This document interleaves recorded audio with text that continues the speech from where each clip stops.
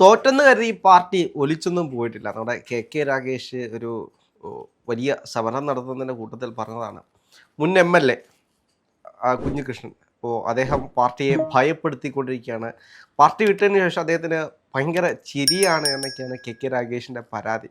യഥാർത്ഥത്തിൽ എന്താണ് അവിടെ സംഭവിക്കുന്നത്? വി കുഞ്ഞികൃഷ്ണന്റെ അനുകൂലിയായ ഒരു വ്യക്തിയുടെ ഷെഡ് കത്തിച്ചതിന്റെ ഒരു പ്രസംഗമായിരുന്നു അവിടെ മെയിനായിട്ട് രാഗേഷ് നടത്തിയത്. അതായത് CPM വിചാരിച്ചാൽ ഷെഡ് മാത്രമല്ല അതിൻ്റെ അടിത്തറ വരെ ഇളക്കാൻ സാധിക്കും എന്നുള്ള രീതിയിലുള്ള പ്രസംഗമായിരുന്നു അദ്ദേഹം നടത്തിയത്.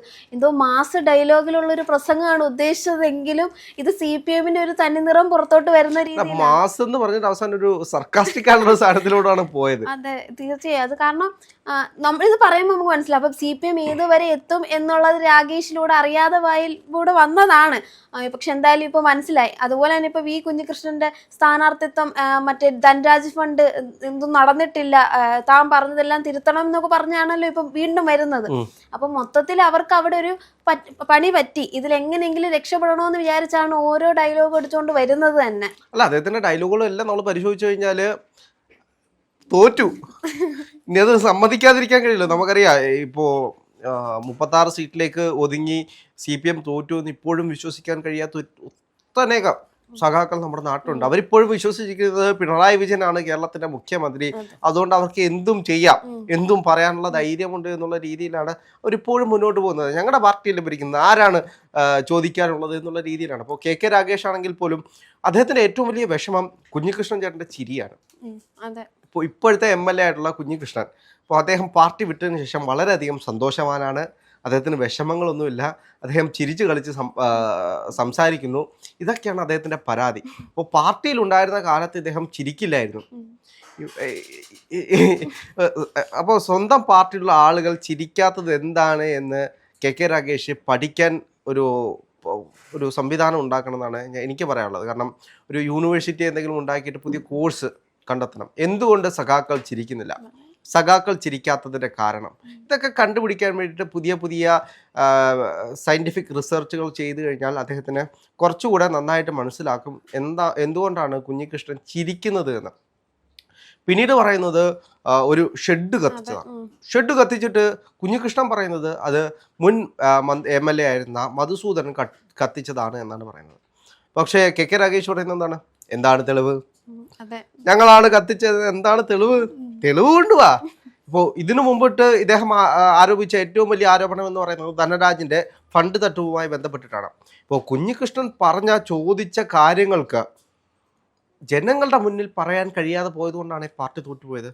ഇപ്പോഴും ഇവർക്ക് മനസ്സിലായിട്ടില്ല എന്തുകൊണ്ടാണ് തോറ്റത് എന്നുള്ള വലിയ പഠന കമ്മീഷനൊക്കെ വെച്ചിട്ടുണ്ട്. വലിയ കമ്മീഷൻ വെച്ച് ഇപ്പോഴും അന്വേഷിച്ചുകൊണ്ടിരിക്കുകയാണ്.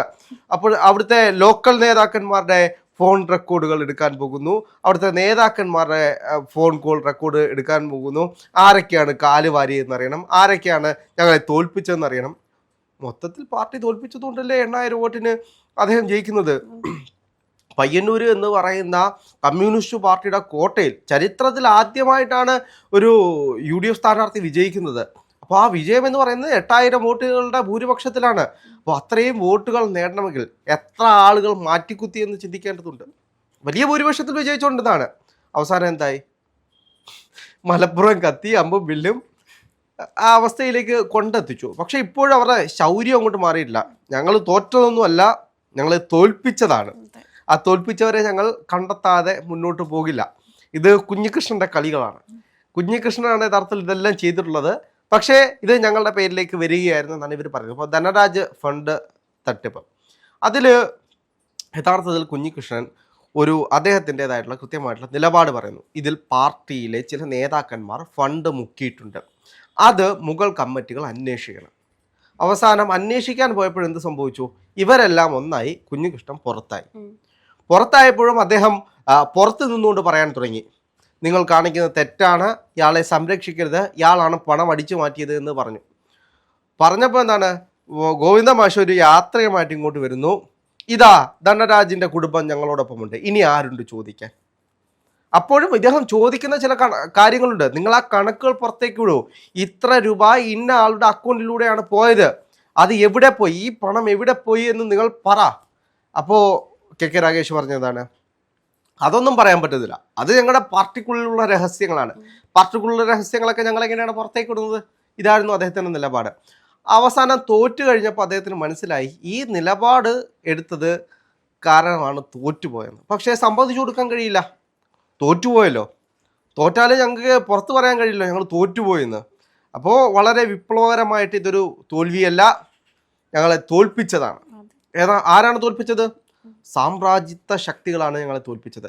ഇപ്പോൾ കുഞ്ഞികൃഷ്ണനെ പോലുള്ള ആളുകൾ സാമ്രാജ്യത്വ ശക്തികളുടെ ഒരു ഉൽപ്പന്നമാണ്. അതുകൊണ്ടാണല്ലോ അദ്ദേഹം അതിന് പുറത്തേക്ക് പോയപ്പോൾ ചിരിക്കുന്നു, കളിക്കുന്നു, ജനങ്ങളോട് കൊഞ്ചിക്കൊഴയുന്നു, ജനങ്ങളുടെ അടുത്തേക്ക് പോകുന്നു. ഇതിനു മുമ്പിട്ടൊക്കെ അദ്ദേഹത്തിനെ മാറ്റി നിർത്തിയതാണ്. അല്ലെങ്കിൽ അദ്ദേഹം ആരോടും ചിരിക്കാതെ ഒരു കറകളഞ്ഞ സഖാവ് അല്ലെങ്കിൽ താത്വിക ആചാര്യനെ പോലെ നടന്ന ഒരാളാണ് ഗോവിന്ദമാഷിനെ പോലെയൊക്കെ. അപ്പോൾ അങ്ങനെ ഒരാൾ പെട്ടെന്ന് ചിരിക്കുന്ന ഒരാളായിട്ട് മാറുന്നു.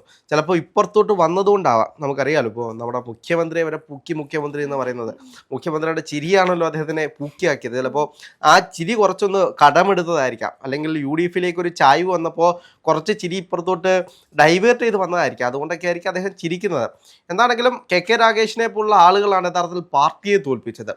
ഇപ്പോൾ കണ്ണൂർ കമ്മ്യൂണിസ്റ്റ് പാർട്ടിയുടെ കോട്ടയായിരുന്നു. ഇപ്പോൾ എന്തുകൊണ്ട് അവിടെ UDF വിജയിക്കുന്നു? കണ്ണൂരിൽ എത്ര സ്ഥലങ്ങളാണ് ഇപ്പോൾ UDF പിടിച്ചെടുത്തിട്ടുള്ളത്? കമ്മ്യൂണിസ്റ്റ് പാർട്ടിയെ സംബന്ധിച്ച് വലിയ തകർച്ചയാണ് കണ്ണൂർ സംഭവിച്ചുകൊണ്ടിരിക്കുന്നത്. കണ്ണൂർ ഞങ്ങളുടെ മാത്രം കോട്ടയാണ് എന്ന് പറയുന്ന സ്ഥലങ്ങളിലാണ് ഇപ്പോൾ ഇത്രയും വലിയ ഇടിവ് സംഭവിച്ചത്. അതിൽ നമ്മൾ പറയേണ്ട മറ്റൊരു കാര്യം കൂടിയുണ്ട്. പിണറായി വിജയന്റെ മണ്ഡലമായിട്ടുള്ള എത്ര തവണയാണ് വോട്ടിന്റെ നമ്മൾ താഴെ പോകുന്ന പ്രതീക്ഷയായിരുന്നു. പക്ഷെ അവസാന നിമിഷമാണ്. പക്ഷെ പിണറായിയും കൂടെ തോറ്റിരുന്ന ആ കണ്ണൂർ കോട്ട തന്നെ ഒരു പൊളിഞ്ഞ അവസ്ഥയാണ്. പിണറായി തോറ്റെന്ന് പറഞ്ഞ ചരിത്രമല്ലേ? പിണറായി 7 റൗണ്ടുകളിൽ താഴെ പോവുക എന്ന് പറയുന്നത് തന്നെ വലിയ ചരിത്രമാണ്. അപ്പോൾ അതിൽ നമ്മൾ എടുത്തു പറയേണ്ട ഒരു പേരുണ്ട്, അബ്ദുൾ റഷീദ്. അബ്ദുൾ റഷീദ് എന്ന് പറയുന്ന ചെറുപ്പക്കാരൻ കഴിഞ്ഞ 5 വർഷമായിട്ട് ഒരു മണ്ഡലം കൃത്യമായിട്ട് നോക്കി ആ മണ്ഡലത്തിൽ മുന്നോട്ട് പോകുന്നു. ആ മണ്ഡലം നോക്കി അവിടെ മത്സരിക്കാൻ വേണ്ടിയിട്ട് അടിത്തറ പാകി പോകുന്നു. അവിടെ ചില രാഷ്ട്രീയ വിഷയങ്ങൾ ഉണ്ടാകുന്നു. അങ്ങനെ ഗോവിന്ദമാഷും ടീമും അങ്ങോട്ടും ഇങ്ങോട്ടും വിഷയങ്ങളാവുന്നു. ആ മണ്ഡലം UDFിന് പോകുന്നു. അവസാനം അബ്ദുൾ റഷീദിനോട് പറയുന്നു മറ്റൊരു മണ്ഡലം നോക്കണം. അവസാനം പിണറായി വിജയനെതിരെ തന്നെ മത്സരിക്കാൻ അബ്ദുൾ റഷീദ് തീരുമാനിക്കുന്നു. ആ ധർമ്മട മണ്ഡലത്തിലേക്ക് പോകുന്നു.